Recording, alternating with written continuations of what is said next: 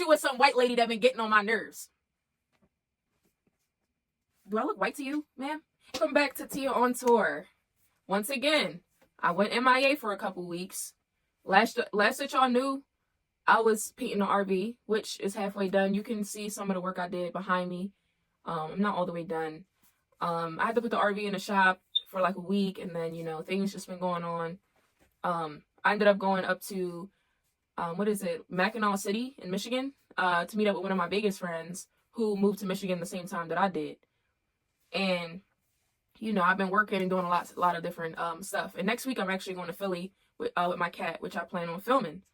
But I'm here today because I feel like it's only right for me to tell y'all the story about the girl that stole my cat. Like, I swear to God, I wanted to kick this lady. I swear to God, I wanted to, like, that was like the start of my villain era. You know what I mean? Like, that really did something to me inside. So anyways, to begin the story, right? I always grew up with pets, you know, cats, dogs, pythons, birds, snails, frogs, I don't even know, iguanas, all that, you know what I mean? So when I moved to Vegas, that was the first time in my life that I did not have, you know, pets. So I was kind of depressed, but, you know, where I was living did not allow pets. So I told myself, I'm like, you know what? At the point that I'm allowed to have pets, I will. And one thing for sure, it doesn't take much to like influence me. And one time I seen this Siamese cat named, what was his name? Tuxton, right? On one of those like, you know, SPCA type of like websites. And I told myself, I was like, when I go to get a pet, I'm going to get a girl cat and, you know, a girl Siamese cat and name her Sagwa from the TV show from when I was younger. Please don't bite me. Okay. Stop showing off. Why are you making that face? Okay. Anyway, yeah, go ahead and chew my finger. It's cool. So, yeah, that was my plan. I was like, Sagwa was one of my goals. You know, I'm like, okay, when I'm able to get a cat, that's what I'm going to get, right? So, it was, you know, I would say almost a year went by. Because I got to, when did I moved to Vegas. I got to Vegas in May 31st. And then I got my RV April, like, 18th. So, I started cat shopping shortly after, right? So, the SPCA had a Siamese cat, right? So they open up at 9:30. I mean, they open up at 10. I get there at 9:30. I'm like, okay, I'm gonna go get this cat, right? So I pull up. This lady gave me this weird look, and you know, she looked at me, I look at her, and it was like an evil look. And something told me, I'm like, this is the lady that's gonna take my cat from me. Like something's gonna be something wasn't right. Like the energy was just not energying. So I'm like, okay, like what are you looking at, miss? But, you know, I let her live. I gave her a weird look because she gave me one, like, kept it moving, right? So I go into the John. I'm like, hey, I'm here to adopt a cat, whatever.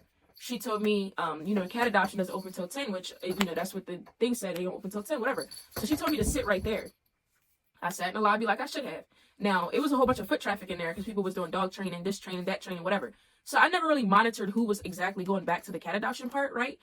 So I did what I was supposed to do. So like 9:50, right? I get up. No, actually, probably like 9:55, whatever. I get up to go to the back, right? Oh my, bro, I swear to God. This lady, bro, had already went to the back, inquired about the cat I wanted, right? And I literally, as soon as I walked in, right, she was like, oh, if you want to adopt, what was her name? I think Taylor. Taylor was the cat's name. If you want to adopt Taylor, you can go to the front. And like, bro, I wanted to Hulk smash the floor, but I would have moved the cats out the way so that when I Hulk smashed the floor, no cats was harmed in the process. You know what I mean? But I was so mad, bro. Like, you don't even understand. Because it's one thing to not have something, but when you get that close to getting it, and the only reason you didn't get it is because somebody in the front made you sit in the front, and then bro, I was mad at the lady in the front, and I was sitting there, I was mad at everybody that day. I was holding back tears and all. I'm like, listen, I came here for a Siamese cat, watched it get taken away from me, and then had to watch that lady leave with the cat I wanted. The lady that gave me an evil look in the parking lot. I felt so defeated. I was like, yeah, I'm never going to be the same. And then, you know, so I'm holding back tears with the top down because I do got a convertible. So I'm, you know, the wind blowing through my hair, tears blowing. I'm like, bro, I can't believe that just happened. Like, for real. So then, you know, I'm crying now. Now I get back to the RV. I'm bawling. I'm like, oh my God. Oh, she took my cat. You know what I mean? I'm doing all that. Like, I'm really, you know what I'm saying? I'm really feeling some type of way. So then, you know, I'm on the phone with one of my guy friends, right? He's like, Tia, now you don't even know that cat. So what are you even crying like that for? And I had to explain to him, like, you don't understand. This is like a goal for me. This is something I set for myself. Whether something is small or big, I take my goals very seriously, as we can see. Every single goal that I had, or at least most of my goals, a lot of my goals I have already accomplished. And, you know, that was something I wanted. So I'm like, bro, you don't get it, but like, whatever. You don't got to get it. I want a girl Siamese cat very bad, right? So it is what it is. I don't have to know the cat. The whole setup of like the whole sit right here and wait. And then yeah. Woo! That took everything out of me, right? So he was like, calm down. You're going to find another cat. You're going to get a better cat. You're going to do this, that, and the third, right? So I'm crying on my phone. And I'm like, you know what? I'm going to look one last time. Because the thing is, right, with Siamese cats, they come and they go real fast. They hard to get. And the fact that I wanted a female, you know, that also lessens the, you know, the search. So I think she was probably like the 5th cat that I like, you know, looked for, tried to get, or whatever the hell. So, you know, I was like, you know what? I'm going to go on Craigslist. Went on Craigslist, right? I saw this ad and it was like, oh, we have the last female, you know, in our litter, our Siamese cat litter. And I think it was like half blue point, half flame point, or some type of Siamese mix she is, I guess. So I'm like, oh my God, with my luck, the cat is probably going already, whatever. But I contacted the girl and, you know, I'm like, all right, like, whatever. So then she texted back. She's like, oh, we got the cat, whatever. So she was all the way in North Vegas, like 45 minutes from me. So I had texted her. I was like, hey, like, you're 45 minutes from me, but I also have to go and get like cat litter and bowls and all that from the store. So it's going to take me quite some time, right? So I go to the store, hurry up, grab all that, drive up north, right? Nobody's answering the phone or whatever. I'm about to say phone or the door because, yeah, it took a while. Like, I got there, I knocked on the door. A whole bunch of people was staring back at me when they opened the door up, and then they like, oh, hold on, we gotta go get the girl. So then, right, I'm sitting there. Well, oh my God, bro. This girl comes outside, right? She's like, you here for a cat? And I'm like, yeah. And she's like, I sold that motherfucker.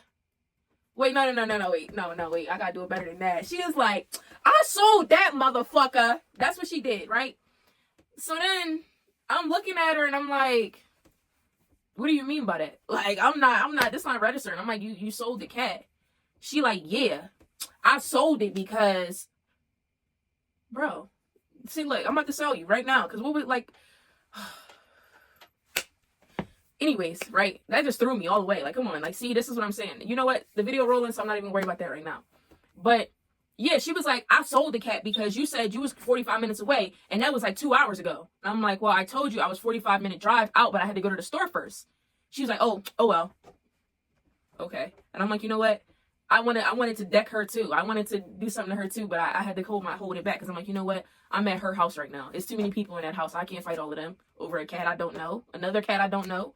So I just felt re-defeated. I'm like, this is really tearing me down. I'm about to be on the news. Like, I'm like, this ain't right. Like, why is God doing this to me?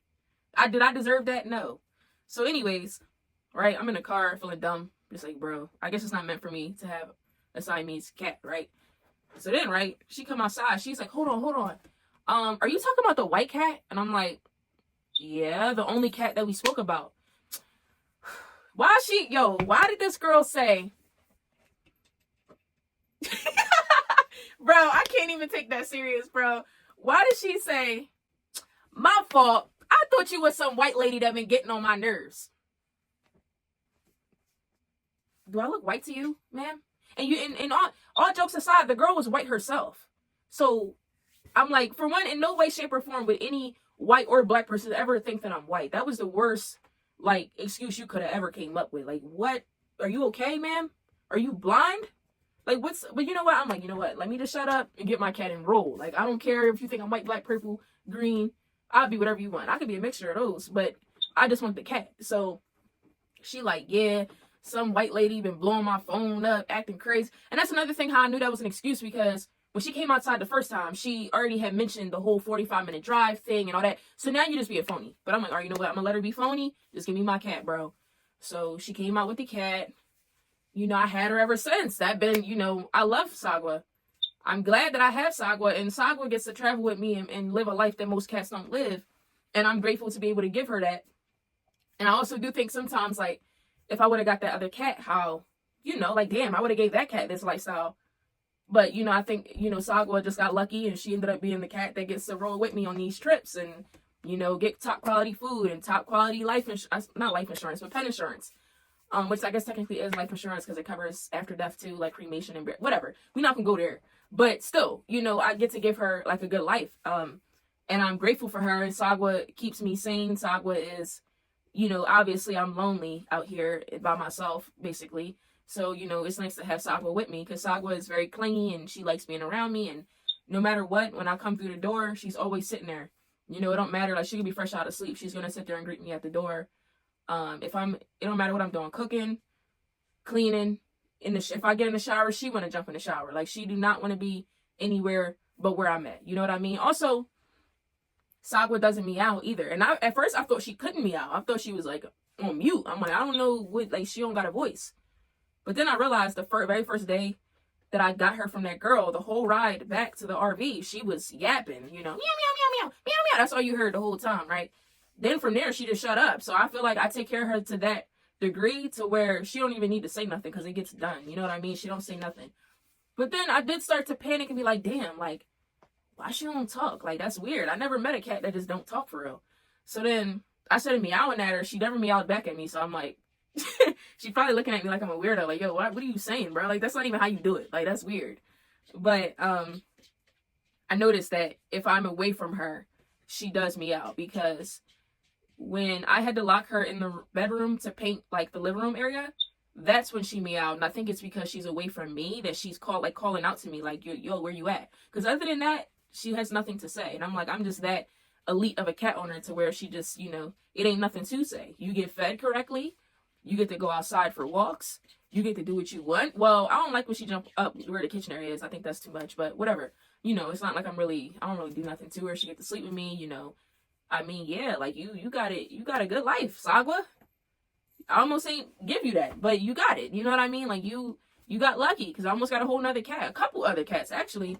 But I'm very grateful for Sagwa. I think Sagwa's a great cat, very friendly. She never scratched me on purpose. She definitely scratched me by accident more than a few times.